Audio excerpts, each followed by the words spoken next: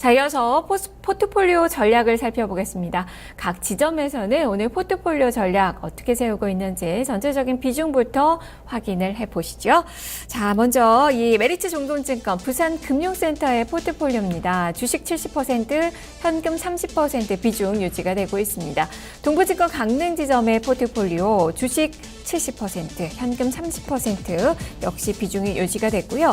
KDB 대우증권 이촌동 지점은 변화가 있습니다. 주식 90%, 현금 10% 비중으로 주식 비중을 5%더 늘린 것으로 나타나고 있는데요. 자, 이 중에서 오늘 좀 변화가 있는 KDB 대우증권 이촌동 지점으로 가보겠습니다. 김진성 PB입니다. PB님 안녕하세요. 네, 안녕하세요. 네, 주식 비중 한 5% 늘리셨습니다. 어떻게 뭐 종목 교체가 있는 건지 지금 보유하고 있는 종목들 말씀해 주시죠. 네, 제일모직을 최근에 한 이틀 정도 조정을 줘서 5% 정도 비중을 늘렸습니다. 그래서 20% 정도 제일모직 비중을 줬고요.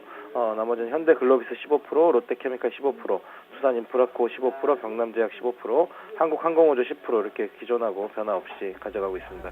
그래서 현금이 5% 줄어서 현금 10% 이렇게 되고 있습니다. 네, 종목의 변화가 있는 게 아니라 비중 조절을 약간 하셨군요. 자, 그러면 포트 전략 오늘 어떻게 세우십니까?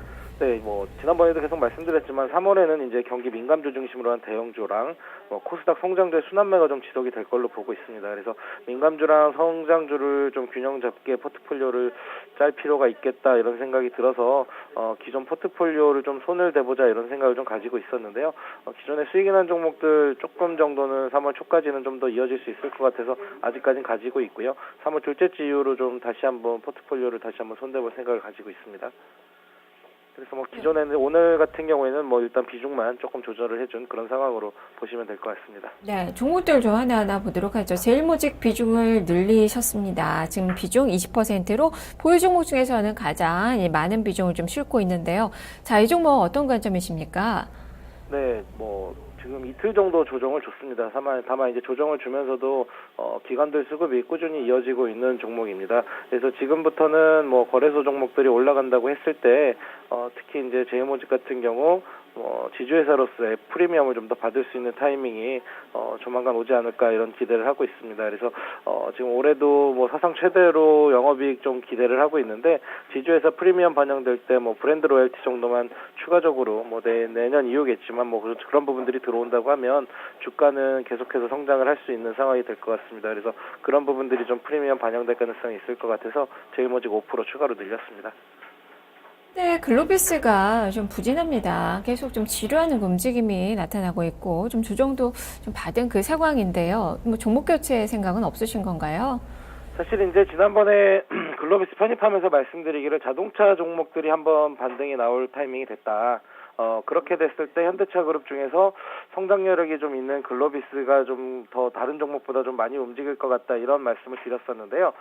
자동차주들 반등은 나왔습니다. 근데 이제 글로비스 같은 경우가 사실 조금 다른 자동차 그룹사들 종목 중에서도 지금 많이 못 가고 있는 상황인데요.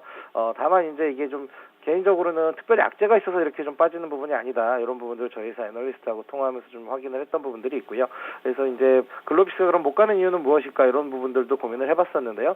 글로비스 같은 경우 지금 사실 이제 악재도 없지만 지금 당장 특별한 호재도 지금 나와 있는 상황은 아니다. 이런 상황인 것 같습니다. 그래서 지금 다른 자동차 종목들이 먼저 한번 움직일 것 같고요. 그 이후에 이제 물류나 운송을 담당하는 글로비스가 그 이후에 한번 좀 움직일 걸로 보고 있는데 어차피 지금 요 정도 주가 수준이면 블록딜 이후에 주가는 지금 거의 바닥권에 지금 근접해 있는 상황이다라는 판단이기 때문에 교체보다는 사실 조금 이제 잘못 산 느낌이 있긴 있지만 좀 가지고 있다면 다른 종목 이후에 순환매 차원에서 돌아갈 때 글로비스도 한번 좀 폭발적으로 한번 밑에서 올라가지 않을까 기대를 가지고 기다려 보겠습니다. 네, 좀 더 기다림이 필요한 종목이다라는 말씀이시고요.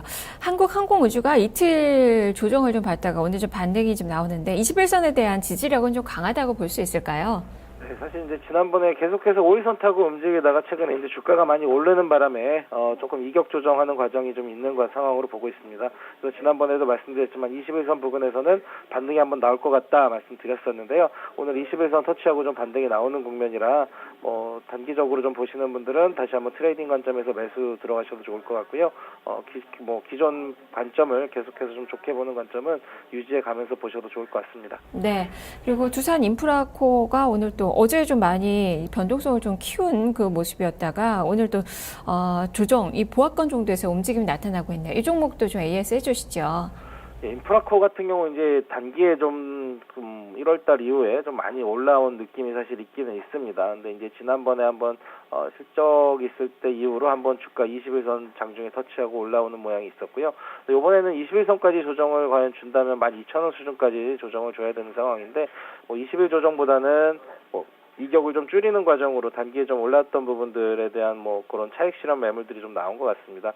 수급 상황으로는 기관들 여전히 좀 계속해서 견조한 상황이고 외국인들 수급도 나쁜 상황이 아니기 때문에 지금 13,500원까지 올라갔던 주가가 단기에 좀 이격을 좁히는 그런 과정으로 판단을 하고 있습니다.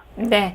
자, 지금 현금 비중이 좀 많은 상황은 아닌데요. 자, 그래도 관심 가지고 계시는 그 종목이 있으실 것 같아요. 편입 관심주 좀 살펴주시죠. 편입 관심주에 오스템 임플란트를 새로 편입을 시켰습니다. 어르신 임플란트 급여 정책 얘기 요새 많이 나오고 있는데요. 그런 수혜가 하반기부터 좀 예상이 될 수 있을 것 같고요. 그리고 특히 이제 중국 시장 쪽 성장이 좀 많이 돋보이는 것 같습니다. 그래서 중국 쪽 특히 관련해서 해외자회사 실적도 좀 개선이 되고 있어서 주가 흐름이 지금 최근에 조금 조정을 받았던 종목인데 다시 한번 올라갈 때 한번 올라갈 수 있는 타이밍이 온 것 같아서 관심주로 집어넣습니다. 네, 알겠습니다. 말씀 잘 들었습니다. 네, 감사합니다. 네, 지금까지 김진성 PB의 포트폴리오 전략 살펴봤습니다.